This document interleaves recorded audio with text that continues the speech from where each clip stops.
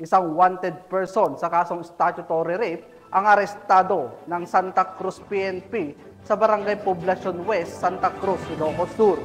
Ang report mula kay Police Corporal Rafi Veloria. Saan nga sa uwen o sarita, anyaman nga saritain kahit mabalid nga mausar para ikipagsayata. Himas rehas ngayon ang isang lalaki na kabilang sa wanted person sa bayan ng Santa Cruz, Ilocos Sur matapos maaresto ng mga tauhan ng Santa Cruz Police Station. Kinilala ng mga otoridad ang suspect na si alias Berto, 61 taong gulang, may asawa at residente ng Barangay Kalawaan, Santa Cruz, Ilocos Sur.